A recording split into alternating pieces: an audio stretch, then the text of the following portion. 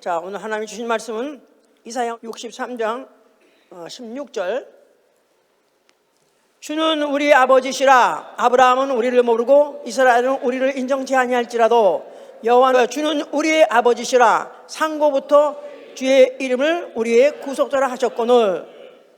여기까지 다시 한번 읽읍시다. 주는 우리 아버지시라. 아브라함은 우리를 모르고 이스라엘은 우리를 인정치 아니할지라도 여호와 주는 우리의 아버지시라. 상고부터 주의 이름을 우리의 구속자라 하셨거늘. 자, 그렇게 그다음 읽고 누가복음 23장으로 갑시다. 23장 26절 30절. 저희가 예수를 끌고 갈 때 시몬이라는 구레네 사람이 시골로서 오는 것을 잡아 그에게 십자가를 치워 예수를 쫓게 하더라. 또 백성과 및 그를 위하여 가슴을 치며 슬피 우는 여자의 큰 무리가 따라오는지라. 예수께서 돌이켜 그들을 향하여 가라사대 예루살렘의 딸들아, 나를 위하여 울지 말고 너희와 너희 자녀를 위하여 울라. 보라, 날이 이르면 사람이 말하기를 수태 못하는 이와 해산치 못하는 배와 모이지 못한 젖이 복이 있다 하리라. 그때 사람이 산들을 대하여 우리 위에 무너지라 하며 작은 산들을 대하여 우리를 덮으라 하리라. 푸른 나무에도 이같이 하거든 마른 나무에게는 어떻게 되리요 하시니라. 자, 하나님은 의로우신 아버지시다. 하나님은 의로우신 아버지시다. 하나님은 의로우신 아버지시다. 하나님은 의로우신 아버지시다. 요한복음 17장 25절에 하나님은 의로우신 아버지라고 기록하고 있습니다. 그는 매일 죄를 보시고 분노하시는 의로운 재판장이시기도 하시고, 그는 그 자식을 위해서 대속하시는 자비하신 아버지이기도 하십니다. 다시 한번 해볼까요? 그는 매일 죄를 보고 분노하시는 의로운 재판장이기도 하시고, 그는 매일 죄를 보면은 분노하시는 의로우신 재판장이기도 하시고, 시편 7절 11절 12절 얘기입니다. 또한 그는 자식의 죄를 대속하시는 자비로운 아버지이기도 하시다. 그래서 그를 의로운 아버지를 하는 것입니다. 자, 우리의 신앙은 바로 이를 믿는 것이죠. 그러므로 해서 하나님의 자녀가 되어 또한 믿음으로 다만 의인이 된다는 사실을 믿는 거, 이게 우리 신앙이고, 우리의 신앙 생활은 그가 매일 분노하신다고 그랬는데 우리는 그 대신에 날마다 아버지 앞에 그 의롭고 자비하신 그 아버지 앞에 나와서 애통함으로 그 분의 위로를 받고 고침을 받는 것, 바로 이것이 우리의 신앙 생활인 것입니다. 에레미야 3장 22절에 그에게 돌아오는 자, 아버지 앞에 돌아오되 와서 애통하는 자에게 위로하고 고쳐주신다, 그렇게 말씀했어요. 그러니까 왜 이렇게 신앙생활을 해야 되느냐, 중요한 부분이 회개이기 때문에 그런 것입니다. 회개, 지난주에도 회개에 대해서 했어요. 그런데 우리는 회개를 왜 해야 되는가, 또 어떻게 해야 되는가까지 말해야 되기 때문에 오늘 또 말하는 것입니다. 보통 회개는 양식인들, 교양인들, 나아가서는 양심이 있는 사람들은 그냥 종교와 관계없이도 반성이니 또 무슨 자성이니 그렇게 합니다. 종교인은 말할 것 없이 참회랑 뭐 하고, 또 교도소에 가면은 뭐 개과천선해서 교육해가지고 또 어떻게든지 회개하게 해요. 또 학교에서도 잘못하면 반성문을 써오라고 그래서 일기장 반성문 써와서 어떻게든 또 회개시키려 하고요. 그러니까 모든 사실은 기관들이 기회만 되면은 어떻게 하면 회개시키려 하는 것은 온전한 사람, 완전한 사람은 없기 때문에 그런 것입니다. 성경 자체가 굉장히 회개에 대해서 강조를 하고 있고, 회개하는 방법으로서 애통에 대해서 많이 말하고 있습니다. 애통이란 말, 뭐 울다, 뭐 cry, 뭐 weep, 뭘보다도 더 조금 더 강한 것은 mourn이란 말은 처절한 회개 쳐놓고도 아주 처절한 회개, 이런 것을 말할 때 그렇게 말하는 거예요. 자, 그러면 왜 이때까지도 성경은 회개에 대해서 이렇게 강조를 하는가? 회개의 중요성이 있어서 그래요. 회개는 첫째, 구원의 단계이기 때문에 그런 것입니다. 구원의 단계, 구원을 받으려면 반드시 회개를 거쳐야 되는 것입니다. 회개하지 않는 사람은 결단코 구원 받을 수 없다는 것은 베드로후서 3장 8절도 너희가 멸망치 않고 회개하길 원한다. 그러니까 회개 안 하면 멸망한다는 것이죠. 또 회개하고 복음을 믿으라 그랬어요. 회개하고 복음을 믿으라. 복음을 믿으려면 먼저 회개하라 그 말이죠. 그러니까 단계예요. 단계. 그냥 그것을 거치지 않고 그렇게 덮어놓고 와가지고 침례를 받으려 했던 그 바리새인 사두개인들 이런 사람들이 그 침례 요한에 그의 질타를 받은 이유가 이 독사의 자식들아 누가 너희들로 침례를 받아야 했느냐.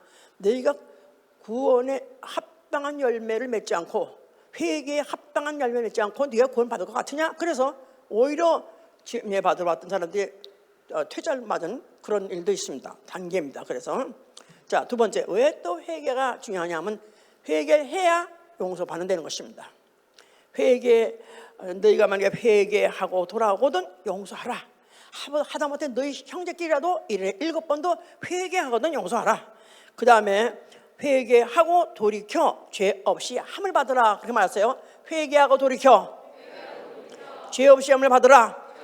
사도행전 3장 19절입니다. 죄 사함을 받아라 그 말이죠. 회개하고 돌이켜 죄 사함을 받아야 되기 때문에 그래서 회개해야 죄 용서해 주신다는 것입니다. 아무리 하나님이 우리를 죄 사하기 원하신다 할지라도 회개라는 과정이 없으면 결코 용서할 수 없다 그 말입니다. 세 번째는 애통하는 자가 복이 나니 그가 하나님의 위로를 받을 것이며 하나님이 우리를 위로하시고 고치시길 원하셔요. comfort 위로하시고 또 힐링 고치시길 원해요. 그러는데 반드시 애통하는 자, 뭐 때문에 애통하는 자? 먹고 살 게 없어서 또 누가 자식이 속을 썩여서 그거 말고 죄 때문에 애통하는 자가 하나님의 위로를 받을 것이고 또 힐링 고침도 받는다는 것입니다. 그래서 이사야 57장 18절 보면 다시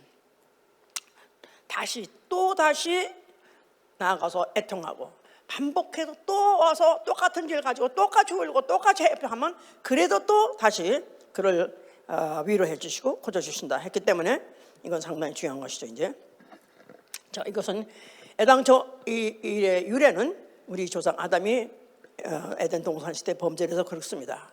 마귀에게 속아가지고 하나님이 금하신 선악과를 먹었어요. 그런 말에 하나님께서 에덴 동산 내쫓으셨어요. 그래서 마귀 종이 되어서 마귀와 함께 지옥을 갈 뿐만 아니라 그 사이에도 인생살이 하는 동안에도 마귀에게 얼마나 학대를 받는지, 마귀가 얼마나 마음적으로 또 육적으로 얼마나 고통을 받는지 말을 할 수 없죠. 그런데도 하나님이 아무에도 위로를 받을 수가 없다고 그랬어요. 범죄한 자에게 어떤 누구의 위로를 받을 수 있는 그런 자격이 박탈되기 때문에 그런 것이죠. 그래서 전도서 4장 1절에는 학대를 받는 자가 아무리 눈물을 흘려도 위로할 자가 없다 그랬어요. 자, 그래서 하나님은 이제 이 성경의 이 역사를 통해서 사건을 통해서 기록하시는 모든 예를 통해서 어떻게 해야 그럼 회개하고 어떻게 해야 하나님의 또 용서를 받고 또 고침을 받을 수 있는가, 이걸 이제 경륜을 통해서 보여주고 계신 거예요. 그래도 다행히 이 육체라는 것을 하나님이 축복으로 주신 게 뭐냐면 이 육체 때문에 고생도 많고 고통도 많고 병도 들고 너무너무 차라리 육체 없으면 좋겠다, 그리고 차라리 천사가 됐으면 좋겠다, 그렇게 생각할 수 있는 사실 조건이지만, 그러나 이 육체가 축복받은 조건인 것은 뭐냐면 회개할 기회입니다. 회개할 기회. 육체에 떠나고 난다면 회개할 기회가 없어요.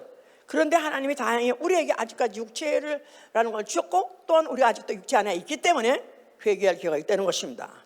그런데 그 기회를 놓쳐버린 자가 얼마나 처절하게 애통하고 울며 해도 하나님께서 나는 널 모르나, 이런 것은 성경에 많이 기록되어 있어요. 그 기회를 놓친 사람 대표적으로 에서라는 사람이 있어요. 그가 장자의 명분, 축복받는 그런 장자의 명분을 죽 한 그릇에 없인 여기면서 팔았던 사실 때문에 그 후에 그가 축복을 기업으로 받으려고 울면서 했다 할지라도 결국은 그 회개할 기회를 얻지 못했다 그랬기 때문에 우리 육체라는 것 자체가 회개할 기회인데 그 육체 기간 동안에 그 적정한 기회를 놓치면 안 된다 그 말이죠. 우리 여러 가지 기회는 중요합니다. 뭐 성장할 기회도 중요하고 출세할 기회도 중요하고 공부할 기회도 중요하지만 우리 그리스도인에게 가장 중요한 기회가 뭐냐면 회개할 기회입니다. 회개할 기회. 이 기회를 놓치면 안 된다 그 말이에요. 자, 그런 중에서 이 기회를 놓치지 않고 그 기회를 얼마나 충만하게 얼마나 충실하게 사용했던 사람, 그 다음에 그 하나님이 축복하시고 위로한 사건은 아주 자세히 기록되어 있죠. 다윗이라는 사람이죠. 대표적이죠. 다윗은 그가 왕으로서 그가 세상의 모든 것은 다 그 소유예요. 물질도 그의 소유요, 땅도 그의 소유요, 종도 그의 소유요, 모든 남녀 다. 그래서 실제로 남이 충신의 아내가 결혼한다고 자기 아내를 보여주려고 임금한테 지금 내가 지금 결혼할 상대 지금 내가 색시를 데려왔습니다 하고 임금한테 보이던데 임금이 보니까 괜찮네.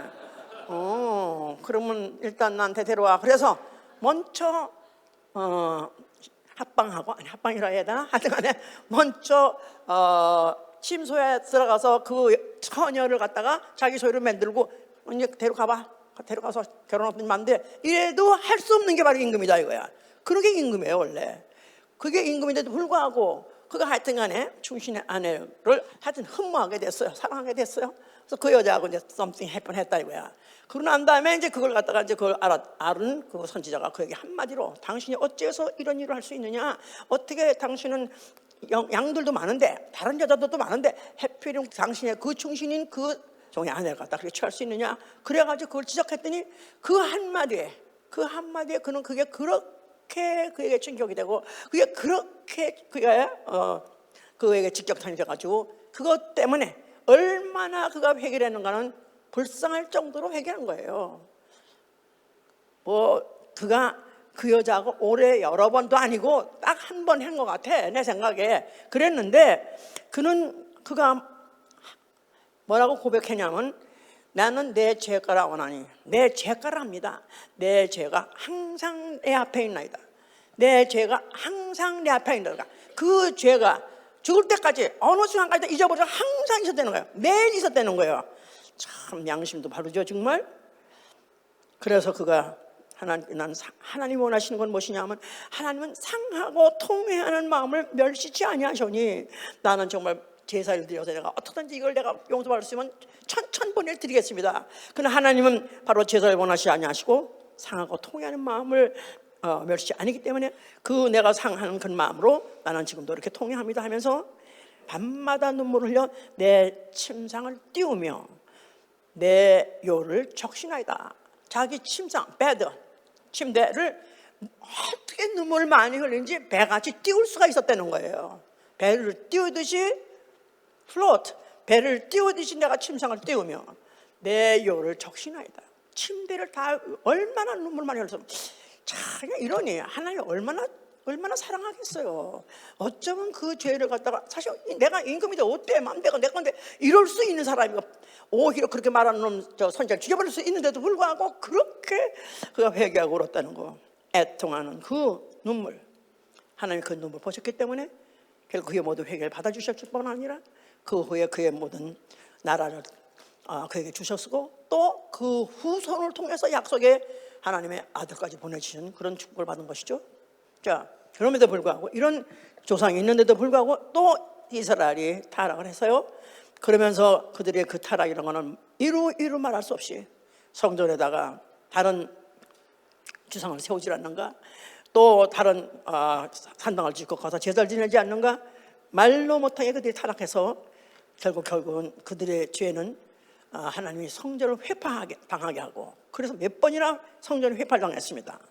성전이 그냥 완전히 거의 무너진 거, 그런 거게 우리가 헐락 그때만이 아니라 그 전에 벌써 이미 2번이나 있었습니다.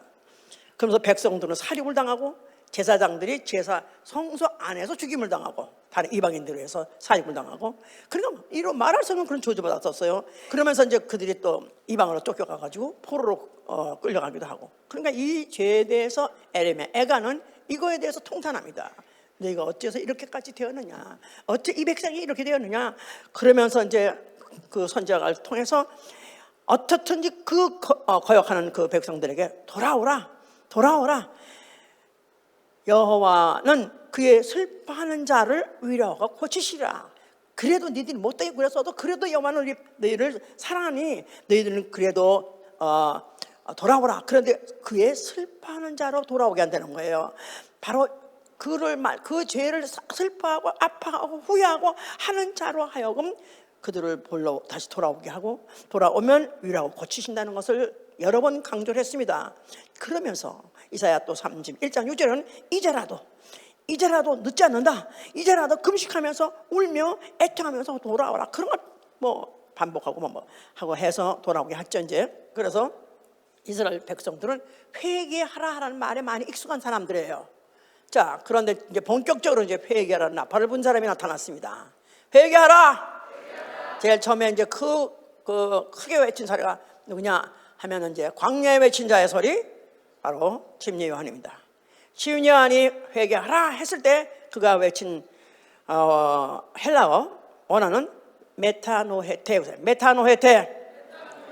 헬라 말로 메타노헤테란 말은 하나님에 대한 오해를 수정하라 그 말이에요. 너희가 회개하라 그 말을 듣는 오늘날 우리가 듣는 그 회개가 좀 다릅니다. 내용이 너희들 속으로 아브라함의 자손이라고 생각해? 너희는 선미야? 그렇기 때문에 아무렇게 막 살아도 괜찮은 거라고 생각해? 하나님은 돌을 눌러도 아브라함 자손 될 수 있어. 너희가 회개하지 않으면 너희는 불사름밖에 남는 게 없다고 뭐 침례하니까 한 것이죠. 그럴 때 백성들은 죄를 자복하면서 침례를 받더라 그랬어요. 백성들은 거기 강나에 떨어져 있었겠죠. 예루살렘 시가지에 강나에 떨어져 있는 그런 광야인데도 거기에까지 나와서 죄를 자복하면서 침례받았어요. 그럴 때 그것을 그냥 다 침례를 줘가면서 인정했습니다.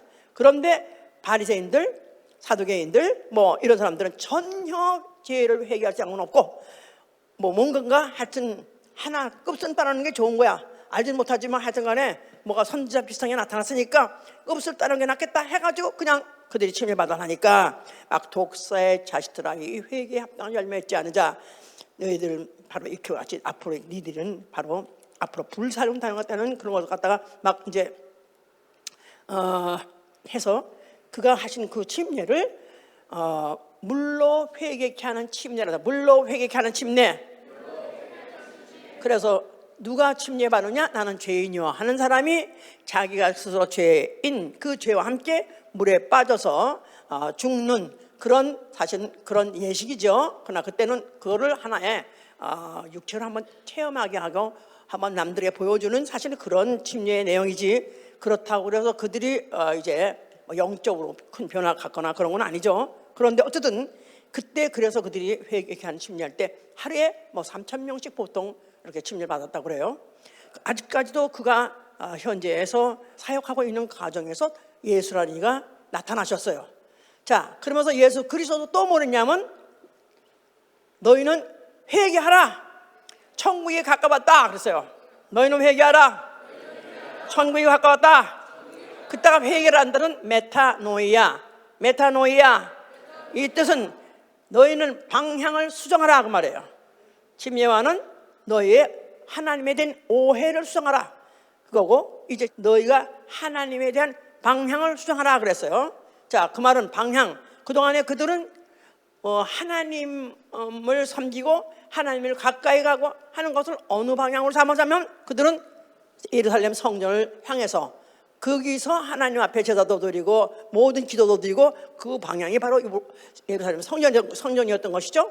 이제는 방향을 수정하라. 내가 왔으니까 그 성전을 헐어버릴 것이고 이제 이 성전 바로 예수 그리스도 바로 참 하나님의 아들 오셨기 때문에 나에게로 수정하라. 그래서 그때부터 시작해서 그게 이제 그게 돌아오라. 그래서 한 것이죠 이제. 자, 그리고 세 번째는 베드로가 또 했습니다. 베드로 이제 2장 38절에 너희가 회개하라. 그도 회개하라는 말인데 그 회개하라는 그 회개는 메타노해 사태. 그래가지고 메타노해 사태 그 말은 뭐냐면 하나님에 대한 자세를 수정하라. 하나님에 대한 자세를 수정하라. 그 말은 너희들이 하나님 보이지 않는다고 해서 하나님 안 보인다고 해서 너희들 멋대로 마음대로 살 수 있어? 하나님은 지금 은밀히 보시는 하나님이 너희를 갖다 살펴보고 계시다. 그러니까 네가 어디 있든지 산에 있든지 뭐 굴에 있든지 광야에 있든지 어디든지 하나님 앞에 너희 정체를 숨길 수 없다. 그래서 이제 그들에게 10년까지 찌르니까 그들이 할 수 없이 그때 하루에 그때도 그야말로 몇천 명씩 그들이 베드로의 회개의 소리에 부응해서 그들이 침례를 막 받았던 것이죠. 이제 자, 이렇게 회개하라는 말이 아주 크게 단계별로 이렇게 지금 공포되어 있었다 이 말이에요. 자, 그러면 예수 그리스도께서 이제 그가 동시에 그도 침례를 받으시고, 그리고 그가 이제 물 위에 올라오실 때 하늘에서 소리 있어 이는 내 사랑하는 아들이요 내 기뻐하는 자라 하는 인침을 받았습니다. 그때부터 시작해서 그가 이제 공생을 시작하는데, 그가 이제 제일 먼저 가신 곳이 어디예요? 성전에 가셨어야죠. 예? 자, 성전에 가서 뭐라고 말씀하세요? 자, 너희가 헐면은 내가 살만해 일으키라 그랬어요. 예수 그리스도께서 헐라하신 그 성전은 물론 예루살렘 성전을 보시면서 헐라 그랬던 거예요. 자, 그래서 예수 그리스도께서는 그 성전 안에 있는 여호와 이름, 그가 명하신 바로 계명, 율법, 이것이 어떤 효과를 갖고 있는가, 이제 그 시대는 끝났다, 그걸 말씀하시고자 하신 거예요. 너희가 만약에 여호와의 이름으로 받은 그 모세를 통해서 받은 그 율법을 지키면 당시에 다 의인이라고 인정해 줬어요. 의인인. 근데 그 의인은 자기 의 가지고 자기 목숨만 건지는 것입니다. 자기 의 가지고 자기 목숨만 건진다. 에스겔 14장 14, 15절에 보면 노아, 다니엘, 욥, 이 사람들이 다 의인이에요. 구약을 대표하는 의인 선수들이 하니까 의인. 자, 노아나 다니엘이나 욥 같은 그런 의인이라 할지라도 자기 의 가지고 자기의 생명만 건지느니라 그랬어요. 심지어는 자기 의 가지고 자기의 자녀도 못 건진다 그랬어요. 자기 의 가지고 자기 목숨만 건지고 자기 자녀도 건지지 못하는 의, 이게 바로 율법을 지키면 의인된 사람들의 그 의다 그 말이에요. 알았죠? 알았어요? 예. 그런데 내가 맞으니 예수는 누구십니까? 그는 독생자 하나님 아들이시고 그는 진리세요. 만약 진리를 너희가 안다면, 만약 진리로 인해서 너희가 영혼이 의로워진다면, 육체로 의로워진다는 말이 아니고 영혼이 의로워진다면 너희가 너희 자녀까지도 너희가 구원할 수 있다 그 말이에요. 너와 내 가정이 구원 얻으리라. 꼭 그렇게 말하죠. 너와 내 가정이 구원 얻으리라. 아까 처음에 우리 성경 읽었을 때 예수께서 너희가 나를 위해서 울지 말고 너와 내 자녀를 위해서 울라 그러지 않았었어요. 그거는 결국은 그와 그 자녀가 다 같이 구원받게 하기 위한 이제 단계로서 그와 같이 한 것이죠. 이제 그러면서 그가 이제 공생에 본격적으로 다니면서 제자를 불렀어요. 또 사람들을 이제 그렇게 나오게 오실 때 누가복음 5장 32절에 나는 의인을 부러운 것이 아니라 죄인을 불러 회개케 하여 왔다 그랬었어요. 나는 의인을 부러운 것이 아니라 뭐를 지켜서 의인된 자들? 율법을 지켜서 의인된 자들, 그들 불러온 게 아니라는 거예요. 죄인을 불러서 회개케 하시려고 왔다는 거예요. 죄인을 불러 회개케. 자, 이렇게 해서 그가 제자들을 불렀는데 그 제자들 중에서 정말 그 중에서 율법을 지켜서 유명한 의인이 된 사람, 그렇게 보이고 남들이 보기에 인정받는 사람 아무도 없었고요. 또 그리고 그가 심지어는 무슨 어느 집에 가서 잡수실 때에도 특별히 이렇게 의인들 집에 가서 하는 게 아니라 무슨 장녀들하고 같이 또 도둑놈이라고 했던 그런 자들, 과거가 모든 걸 상관없이 그대로 같이 십사도 하고 또 이방인하고 하고 하니까 그 비방을 받았었어요. 아니 네 선생은 어찌해서 왜 저런 죄인들하고 같이 동석을 하느냐. 오히려 그런 소위 말해서 율법을 지키는 사람들은 그런 사람들하고 동석하면 안 된다고요. 동석을 하면 같이 그 죄가 마치 자기한테 옮는 것 같이 묻는 것 같이 생각해서 아예 금기같이 상황되어 있는데 그대로 같이 동석해가지고 비난을 받기도 했습니다. 그래도 그는 상관없이 나는 죄인을 불러 회개케 하러 왔다 그랬었어요. 자, 그러면서 그 제자들 가 함께 여러 말씀으로 가르치신 중에 그가 이제 그의 앞으로 난 죽을 것이다, 또 나는 사흘 만에 살아날 것이다, 또 난 다시 올 것이다, 이런 것을 이제 그 자기의 일정에 대해서, 자기 앞으로 예정에 대해서 말씀을 하셨어요. 그러면서 경고하기를, 그때 마치 임금이 다시 오는 것 같이, 어쩌면 주인이 타국에 갔다가 다시 돌아오는 것, 하여튼 주인이 다시 타국에 갔다가 일 마치고 뭐 아니면 왕일 가지고 다시 돌아올 것이다. 그럴 때 종들이 어떻게 해야 되느냐, 이런 것들을 예를 들면서 얘기하신다 이 말이에요. 달란트를 예를 들어서 달란트를 맡기고 갔는데, 만약에 달란트를 충성스럽게 착하고 충성되게 그들이 만약에 잘 운영해가지고 경영해서 혹시 뭐 몇 달란트 남기면 그에 대해서 상을 주고, 만약에 아무것도 하지 않고 아무것도 남기지 않았다면 어떡한다 그랬죠? 악하고 게으른 종은 어떡한다? 성막 바깥에 던져서 어떡한다고요? 슬피 울면서 이를 감이라. 슬피 울면서 이를 가느니라. 슬피 울면서 이를 간다는 말을 5배나 나옵니다, 성경에. 슬피 울면서 이를 갈리라. 달란트 비유에도 그렇고, 어떤 사람은 임금이 잔치를 벌이는데 손님을 택했더니 왔어, 어떤 막 제치도 왔어. 근데 어떤 사람 보니까 딱 예복을 입지 않았어. 예복 갖추지 않았어. 준비를 안 했어. 초청자의 영광, 신분 생각하지 않고 덮어놓고 아무거나 블루진 입고 갔든지 하여튼 티셔츠 입고 갔든지 그러고 왔다 이거야. 그러니까 그런 자들은 이를 갖다가 묶어가지고 아예 바깥에 버리라, 던지라. 그런 바깥에서 슬피 울면서 일갈이야. 그래서 내가 다시 온다 할 때 자기를 임금에 비유하기도 하고 또 주인으로 비유하기도 하고, 내가 다시 올 때 그때 아무나 내 앞에 내 잔치에 참여할 수 없다.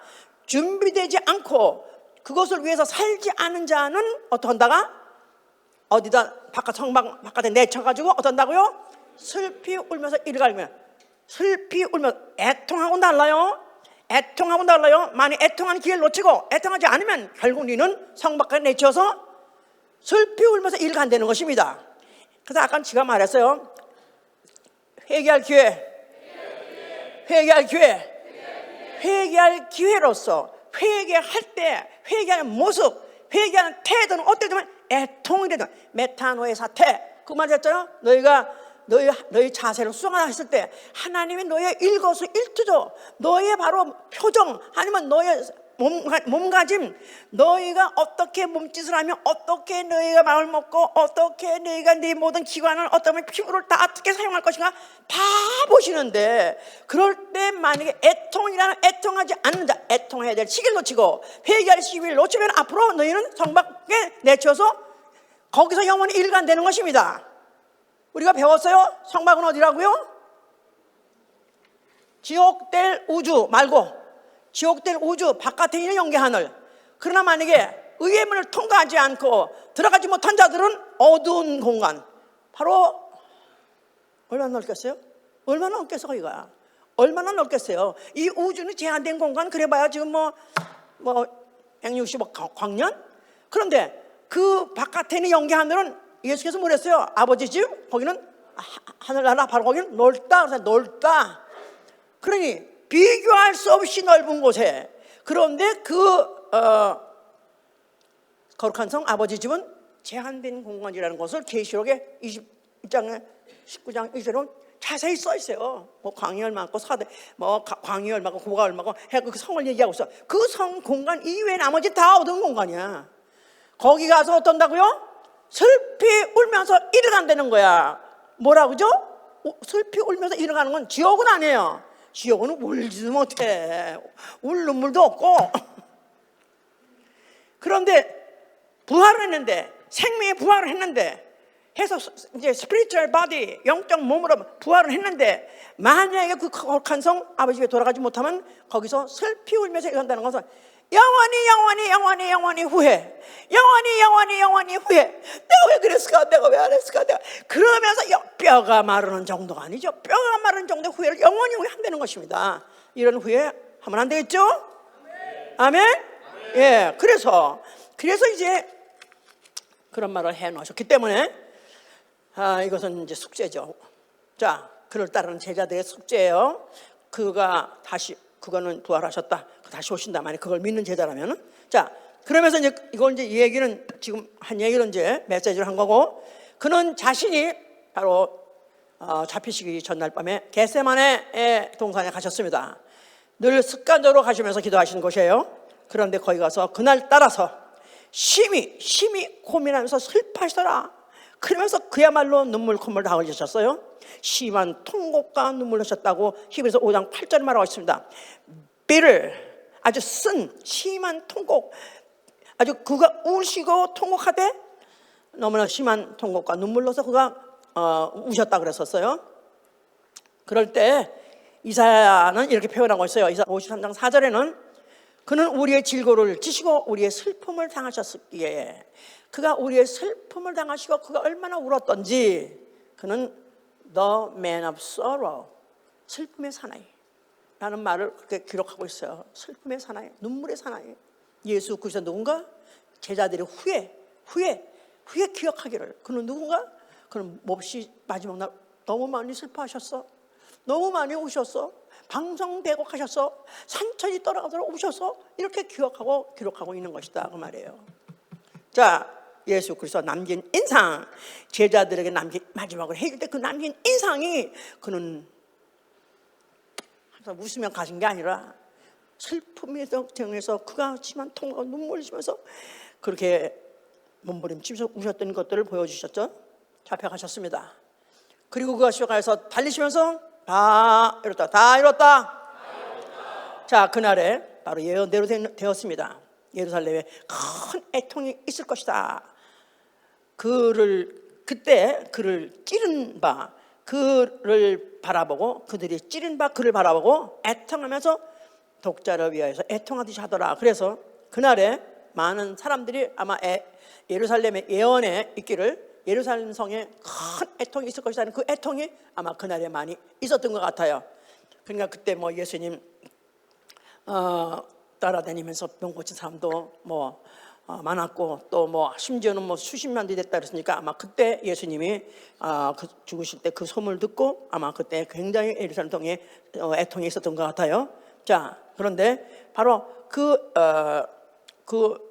죽으시는 그 과정이, 그는 아버지 계명대로 죽으시고, 바로 내 영혼을 아버지의 손에 맡기나이다 함으로 인해서 아버지는 그 영혼을 받으시고 영원한 위로의 처소로 그를 인도하셨습니다. 받아들였습니다. 그리고 죄의 원흉 마귀는 심판받으셨고, 그가 죽으심으로 인류를 대속하시고 죄값에서 해방을 시켰고, 그가 피를 흘리심으로 하나님의 그 피를 받은 영혼들로 하나님의 자녀가 되게 하셨으니, 바로 이야말로 그가 바로 의로우신 아버지가 되신 순간이다 이 말이에요. 예수가 십자가에 죽는 순간, 바로 예수는 누구시냐? 의로우신 아버지가 되신 것이다 그 말이에요. 예수가 자기를 보내신 아버지에게 의로우신 아버지요 그러지 않았어요? 자, 의로우시는 법대로 한다 그 말이에요. 또 아버지는 자비하기 때문에 아버지는 용서하길 원하는 게 아버지고, 의로는 법대로 집행하는 게 바로 의로우신 분이에요. 근데 예수 그리스도의 십자가에 죽는 순간에 아버지요, 과연 아버지는 의로우신 아버지십니다. 우리 처음에 읽었을 때 이사야 63장 16절에 주는 우리 아버지시여, 우리의 구속주시여. 그래서 하나님은 우리의 아버지시여, 하나님은 우리의 구속주시여. 언제부터? 상고부터, 영원전부터, 피조물 있기 전에, 피조 세계가 있기 전에, 천사가 있기 전에, 또 천사가 범죄하기 전에, 또 우주가 있기 전에, 인간이 생기기 전에, 인간이 범죄하기 전에부터, 영원히 아무 피조물이 없을 때부터 하나님은 우리 아버지시오, 우리 아버지가 되기로 결정하셨다 이 말이에요. 작정하셨다 이 말이에요. 아버지가 된다는 말은 자녀를 낳겠다 그 말이죠. 그래 아버지가 되는 거 아니겠어요?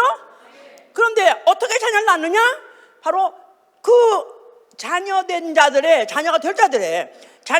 자들을 그 죄를 대속하시기로 작정하시고 아버지가 되기로 했다 이 말이에요. 대속, 그 자체가 뭐냐면 의의 수행이에요. 그렇죠?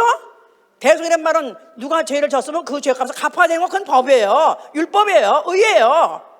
그런데 인류가 죄를 졌어요. 아담이 죄를 졌어요. 아담이 먼저 했기 때문에 죄값을 갚아야 돼요. 그럼 지옥 가서 갚아야 돼요. 그런데 이 인류만큼은 아버지가 끝까지 자기 자녀로 삼으려고 작정하신 것은 상고에 결정하셨다 이 말이에요. 상고에 결정하신 것을 어떻게 자녀로 낳냐면 예수가 십자가에 죽은 순간에 그 죽음을 통해서 죄값 사망 법을 집행하셨고, 그게 바로 의로우신 분이에요. 의로운 재판장이 하신 일이에요. 그런데 그가 죽으실 때 피를 흘리심으로 그 피 받은 영혼으로 하면 하나님의 자녀로 낳으신 것이다 이 말이에요.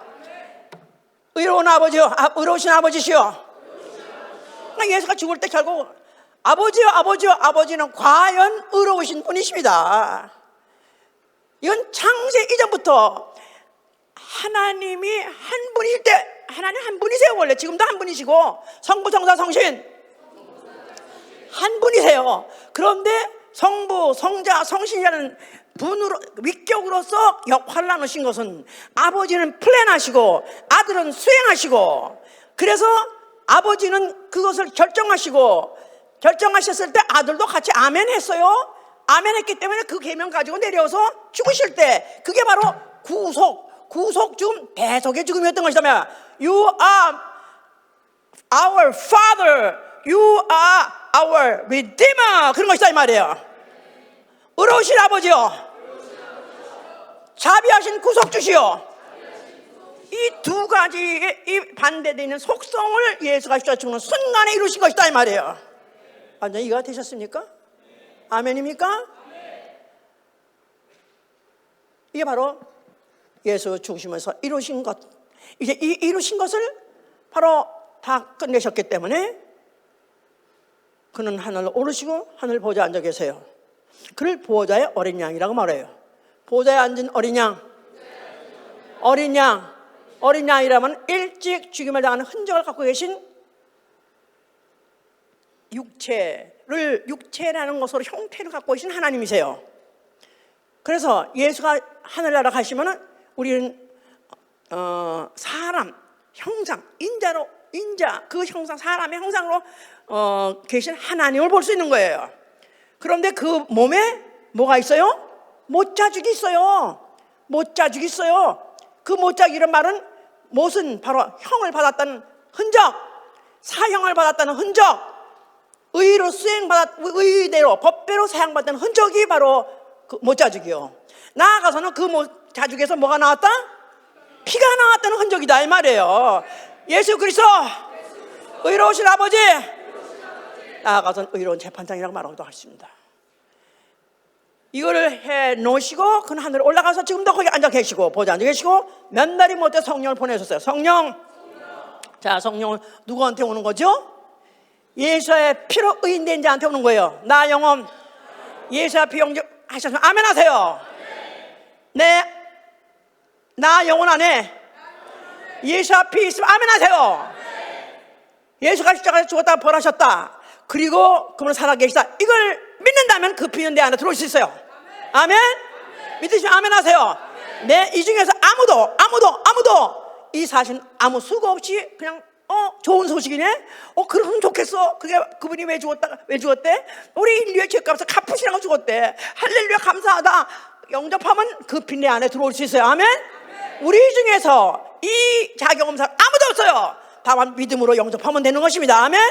자, 그런데 이런 것을 돼 있는데 바로 그분은 지금 그거 돼 있는 자들에게 그렇게 이미 예수의 피로 의로워진 영혼 속에, 소위 말해서 의인된 자 속에 성령을 보내셨어요. 성령을 보내주신 것은, 성령은 바로 예수를 기억하게 하는 거예요. 예수의 하신 말씀과 예수의 하신 일을 기억하는 것, 그 일을 하게 하신다 그 말이에요.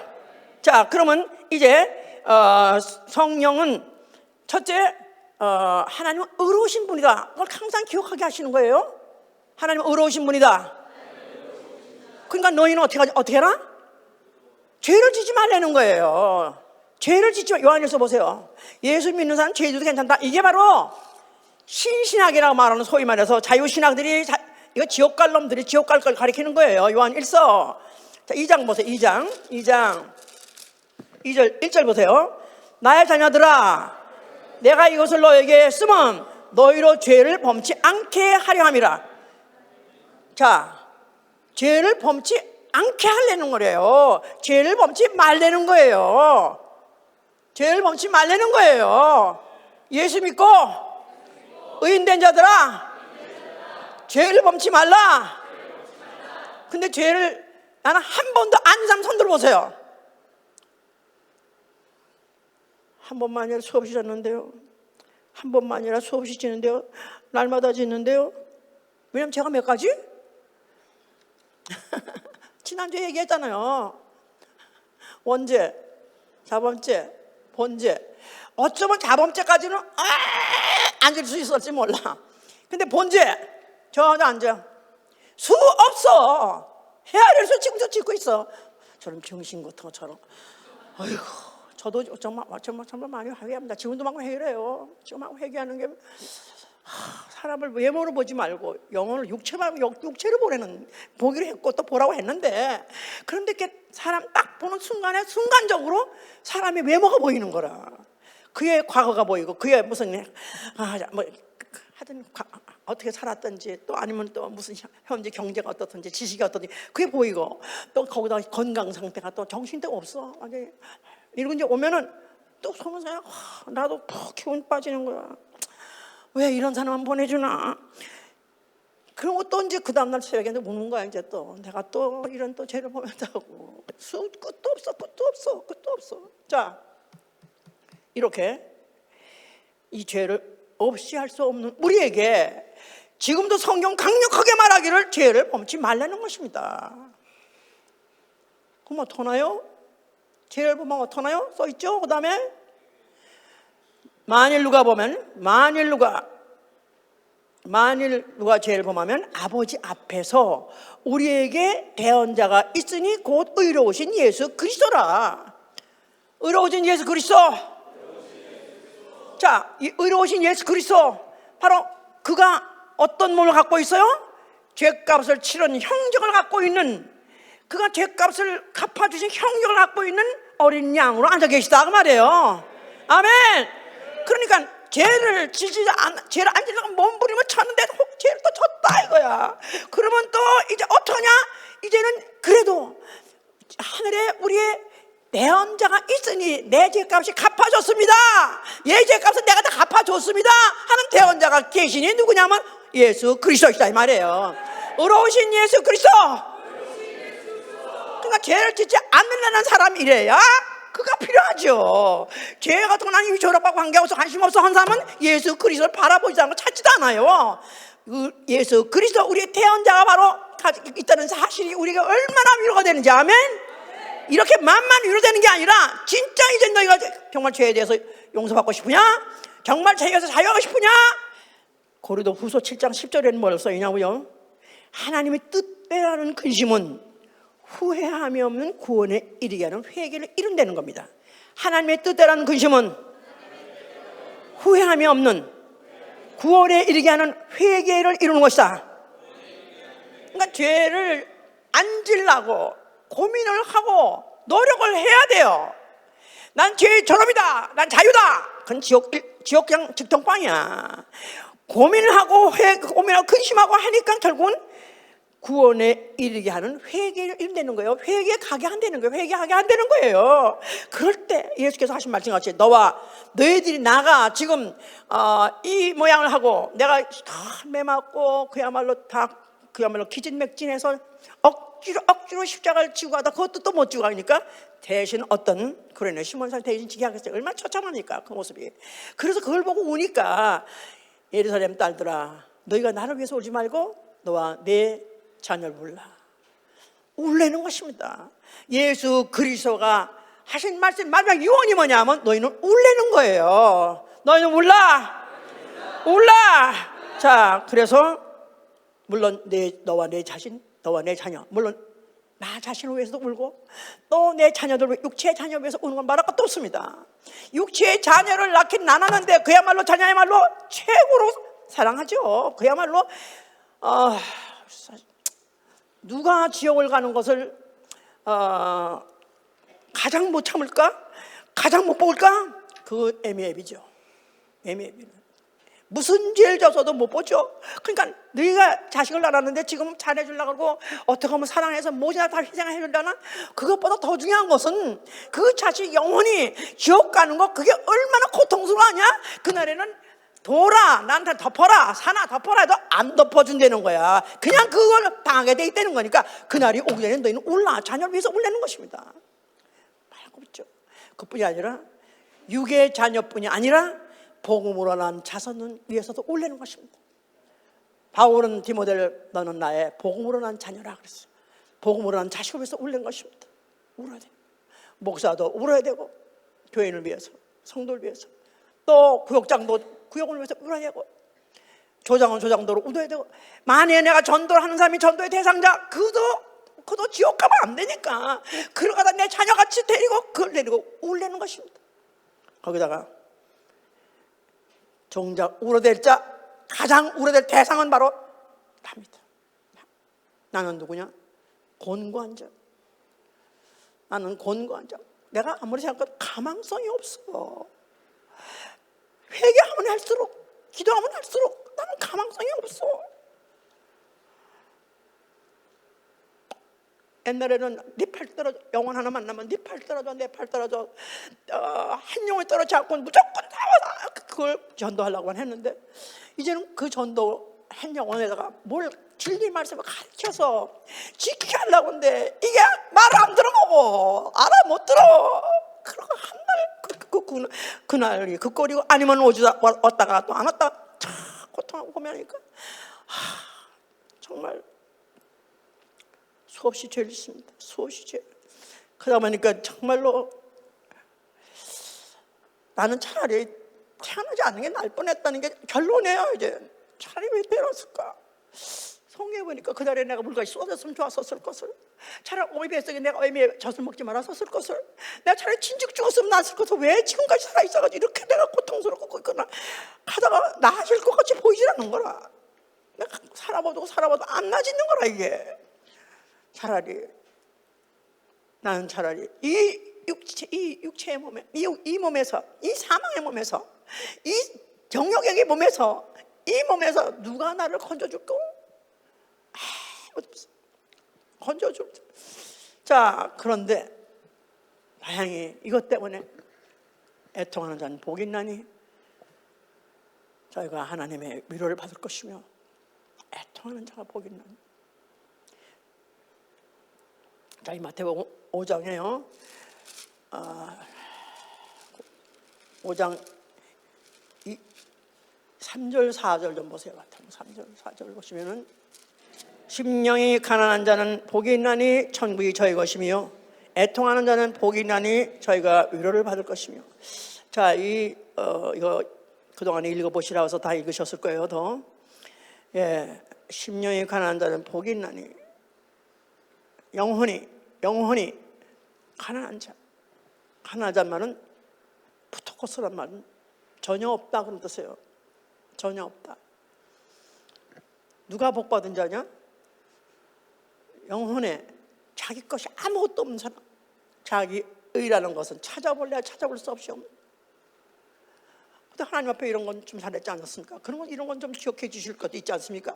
자기 의라는 것은 전혀 없는 사람, 그가 복이 있나니 그가 천국이 저희 것이며, 천국 갈 수 있는 권리, 권세가 있다는 거예요. 천국이 그의 것이라는 거예요. 자기 의라는 것은 내가 그래도 이런 건 좀 잘했고 이런 건 실수했고 아니라, 아니 하나만 범해도, 성경은 그렇게 돼 있잖아요. 율법에 하나만 범해도 전체를 다 범했다니까. 하나만 범해도 난 자기가 아무것도 없는 자, 그런 자가 천국 갈 수 있는 권세를 갖고 있으니 그가 복받은 자다. 그걸 전제로 하고, 그래서 애통하는 자는 복이 애통하는 자는 복이 있나니 저희가 위로를 받을 것입니다. 그래서 나는 아무 의가 없고 아무 자격 없고, 난 지옥 갈게. 당연히 지옥 가야 돼. 합당한 그런 죄인 중에 괴수고 벌레 중에 벌레고, 나는 쓰레기 중에 쓰레기인데 어떻게 해야 되느냐? 애통하는 자 복이 있나니 저가 하나님 위로를 받은, 죄 때문에 울고, 죄 때문에 울고, 죄 때문에 울고, 죄 때문에 가슴을 치고, 죄 때문에 머리를 쥐어뜯고 자기가 옷을 찢고 이러는 자가 복이 있나니 저가 하나님 위로를 받는다는 것입니다. 하나님의 위로, 컴포트. 컴포트가 뭐냐면 싸매주다 그 말이에요. 이불도 왜 그런 컴포트라는 이불 있잖아요. 상처를 싸매주듯이 싸매준다는 거예요. 또 한편으로 그 말이 힐링, 고쳐준다는 것입니다. 상처를 꿰매주, 상처를 싸주고 상처를 꿰매준다는 거예요.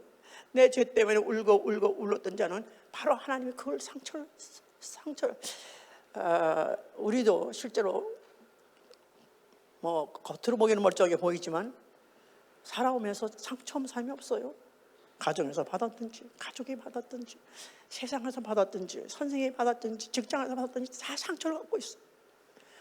그 상처를 만약에 처음 자기가 실수로 인해서 아니면 실패를 해서 아니면 잘못 태어나서 아예 내가 못 태워서 아예 다 태어나지 못할 인생이 태어나가지고 어쩌고 살다 보니까 이리 좌충우돌해서 이리 부딪히고 저리 부딪혀 받은 이런 여러 가지 상처들이 다 그분이 감싸주신다는 거예요. 위로해 주신다는 거예요. 치료해 준다는 것입니다. 애통을 잡아. 애통을 하면 복이 있다. 또 오해하기 쉬워요. 복 있는 자는 그가 누구냐? 애통한 자라는 거예요. 복 있는 자라다. 그는 누구냐? 그는 자기 죄를 놓고 그렇게 애통한 자. 그러니까 복 받은 자가 돼야 돼요. 우리는 복을 받아야 천국도 가요. 그러려면 누가 되면 나는 이미 울고 있어야 된다 이 말이야. 이미 애통하고 있어야 된다 이 말이야. 뭐 때문에? 자기의 죄 때문에, 자기의 화물 때문에, 자기의 실수 때문에, 자기의 과거 때문에, 상처 때문에 울고 있어야 된다 이 말이에요. 그런 자는 하나님이 고쳐주신다는 것입니다. 위로해 주신다는 것입니다. 그래서 고치시고 싸매주시고 위로해 주시고 고치시되 어디? 영혼도 고쳐주시고요, 마음도 고쳐주시고요, 육체도 고쳐주시고요, 다 고쳐주시는 거예요. 그래서 예수님 당시에는 예수님이 이적과 기사를 3년 동안에 하루도 그러지 않게 모든 시간부터에 그렇게 많이 일어났었습니다. 그런데 예수님이 가시고 난 다음에 제자들이 사도행전 시대 때 이적과 기사가 물론 있었습니다. 예수님이 같이 많지 않아도 그래도 많이 있었습니다. 그런데 교회 시대에 들어와서는 거의 이적이 없습니다. 이적에 대한 이야기가 별로 없어요. 너희가 병자가 있을 때 같이 가서 기도하라 한 번인가 있어요. 별로 없습니다. 왜? 하나님은 그럼 이제 더 이상 안 고치시나? 병 고칠 능력 없으시나? 그건 중요하지 않다고 생각하시나? 아니요, 있습니다. 하나님 우리 아버지시기 때문에 우리가 병드는 거 싫어하셔요. 아픈 거 싫어하세요. 괴로워하는 거 싫어하셔요. 슬퍼하는 거 싫어하십니다. 그가 바로 우리를 고칠 수 있는 능력이 뭐냐면 우리는 그 앞에 날마다 애통하고 회개하고 눈물을 흘리고 내가 자복하고 통회하면서 할 때 그분은 우리의 영과 혼과 육체를 고치신 것입니다.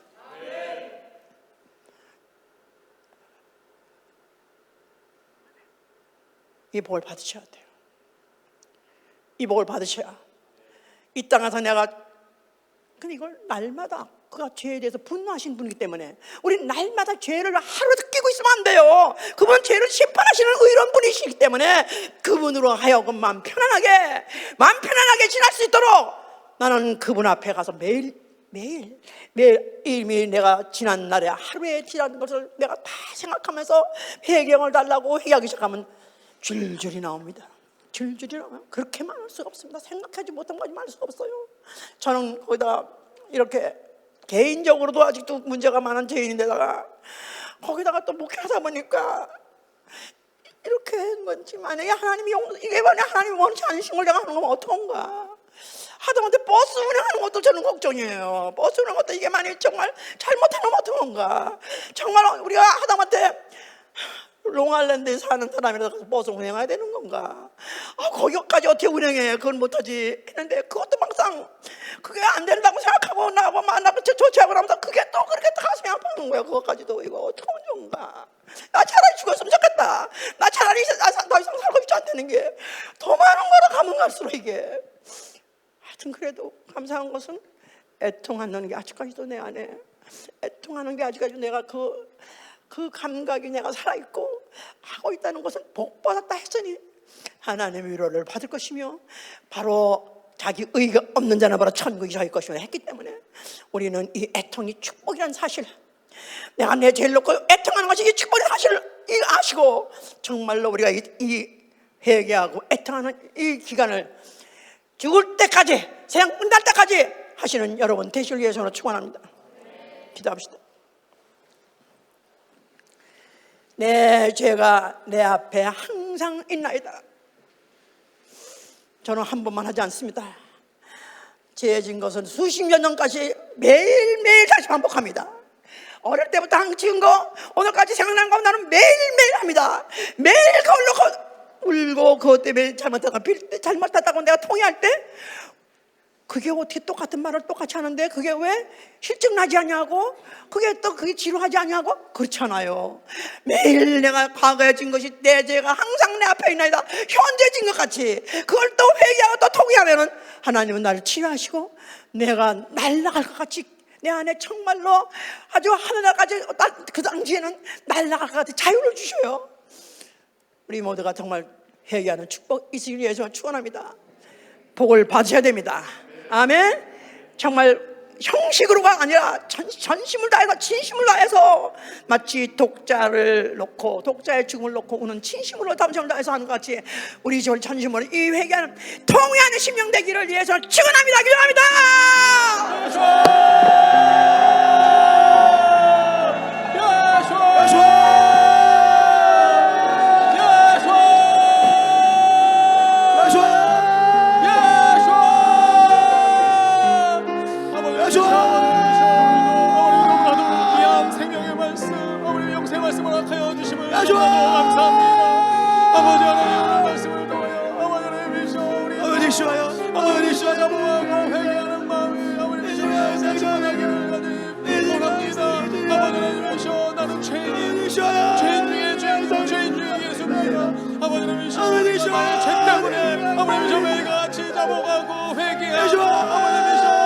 정말 통회하는 아버지의 그 심령이 우리 가운데 충만하게 간절히 원합니다. 육체 있는 가운데 아버지 하나님이시여 우리가 내 죄로 인하여 아버지이시여 잘못하게 원합니다. 통회하게 원합니다.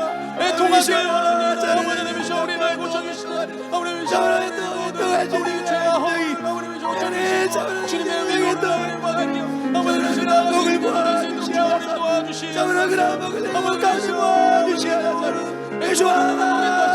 주님의 그 회개의 능력을 받으시며 하는 나를 할 수 있도록 도와주시옵소서. 아버지이시여 우리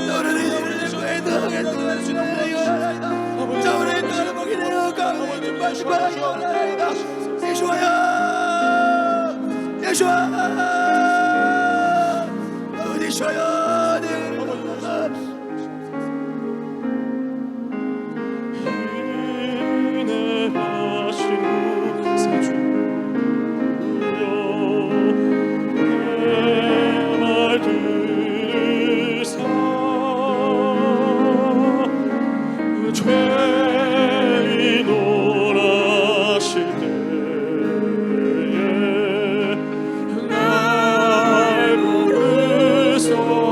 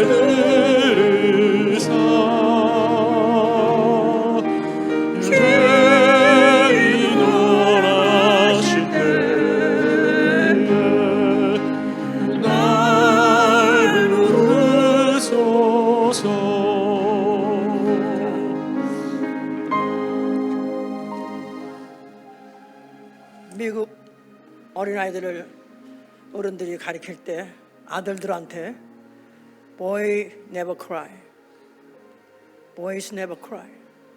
너 사내 자식 울면 안 돼. 아주 우는 걸 금기로 가르쳤습니다. 그래서 사내들은 울고 안 울고 참고 사내답게. 만약에 우리가 나는 육체가 아니라 영혼이라고 믿는다면 나 영혼은 남자 여자 없습니다. 울어야 됩니다. 이제부터 정말 내가 왜 믿음이 안 자라는가? 내가 성경을 들어도 감동이 안 되는가? 왜 깨달음이 없는가? 왜 변화가 없는가? 울지 않아서 그래요. 너 내 자손을 위해서 울라. 너 울어야 돼 하고 예수께서 유언하셨지 않았습니까? 울어야 돼요. 나 어떻게 하면 예수 앞에서 매일 우는 축복 있게 하여 주시옵소서. 눈이 퉁퉁 부을 정도로 내 안에 액체가 다 빠질 정도로 우는 체험을 하게 하여 주시고, 그것이 날마다예요. 날마다 회개하는 축복 있게 하여 주시옵소서. 기도합니다.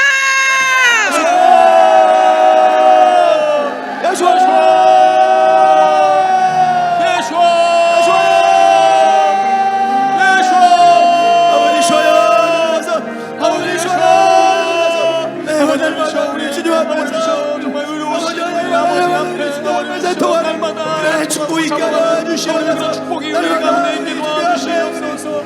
아버님 시에 통하는 대로 축복하셨소. 아버님 시에 우리에게 보이시옵소서. 아버님 시에 우리에게 영을 부으시옵소서. 주님 앞에 아버님 나의 죄를 붙잡고 아버님 시에 통하고 잠수하고 회개하는 날 수 있도록 도와주시옵소서. 아버님 시에 나의 죄가 생각나게 도와주시옵소서. 아버님 시에 내가 정도한 아버님 과거에 줬던 하나님과 우리 인간이 가진 병 중에 정말로 이 치매라는 것은 정말 무서운 저주입니다. 왜 치매가 저주냐 하면은 자기가 한 짓을 기억을 못하는 거라. 자기의 죄를 기억하지 못하는 거라. 아니 나는 다 모든 걸 기억하고 정상인데요, 그런데 왜 죄를 기억하지 못하냐 이 말이야. 저주받은 심령, 치매 같은 심령, 저와 나는 정말 죄를 기억하게 하시고 아파하게 하시고 배타나게 하셔서 토해내게 하여 주시옵소서. 다시 한번 기도합니다. 아버지는 예수 아버님 너무나도 감사를 주옵소서. 아버지는 예수 우리 가운데 아버님 예수 죄를 생각나게 하여 주시면 감사합니다. 아버지는 예수 내 인생 가운데 결단코 아버님 예수 나의 잊었던 모든 죄들과 아버님 예수 우리의 또 아버님 생각 가운데 아버님 짓는 죄 아버님 예수 결단코 잊어버리지 않고 주님 앞에 이 죄를 붙잡고 아버님 예수 자복하고 회개하고 애통해하는 아버님 예수 아버님 정말 회개가 우리 인생 오늘 갚는 그날까지 아버님께 도와주시옵소서. 자복하게 해주시옵소서. 애통하게 해주시옵소서. 제발 자복하게 도와주시옵소서. 자비하신 보답 돌아드려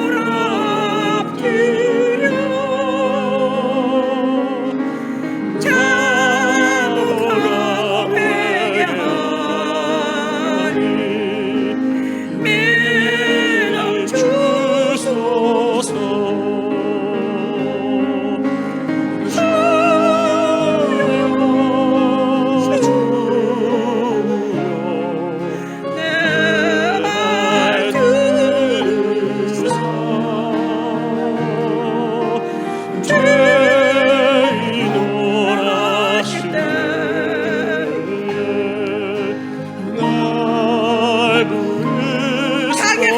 치세요. 저기에 그 성령대로 성령 자기 가슴을 치면서 눈물 흘리면서 회개한다고 했으니까 정말 내가 이 죄를 토해내지 못하는데 이 막힌 이 가난심한 병든 심령 고쳐 주시기 위해 한번 기도합니다.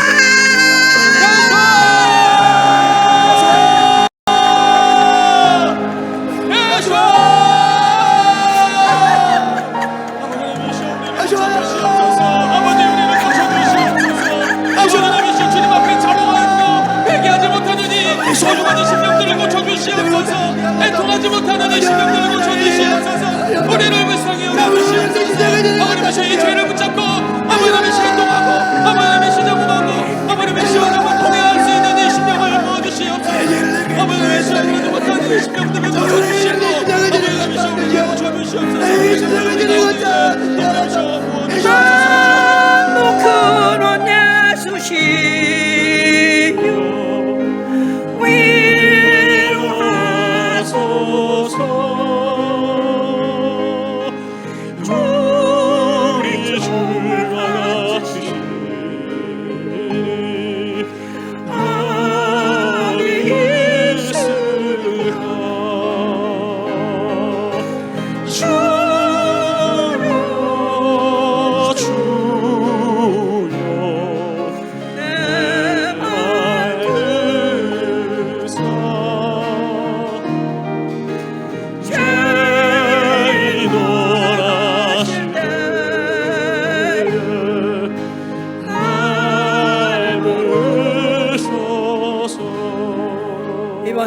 지난 주간 동안에 성경이 말하는 애통이, 과연 눈물을 흘리면서 애통한다는 게 무엇인지 반드시 체험해야 됩니다. 반드시 체험하고 이게 습관화가 돼버려야 돼요. 하나님의 위로가, 하나님의 고치심이 왜 그걸 안 하고 막습니까? 그분은 오늘도 우리를 고치시기 원하시고 우리를 위로하시기 원하셔요. 그러려면 내가 애통해야 돼요. 내 죄를 놓고. 그래서 정말 우리 중에 한 사람도, 저는 지금에도 뛰어내려가지고 가슴을 치고, 가슴팍을 치고 싶은 사람이 있어요. 어째서 너는 이 양심이 마비가 됐고 양심이 화인을 맞았느냐? 어째서 너는 이 말을 해도 전혀 움직이지 않느냐? 가서 정말 가슴을 치고 싶습니다. 아마 제가 이렇더니 하나님이 오죽하시겠습니까? 오늘도 종을 통해서, 말 못하는 당나귀 입을 통해서 나를 치시니 오늘도 정말 내가 가슴을 앞으로 쥐어뜯고 치시고 이런 복을 받게 하여 주시옵소서.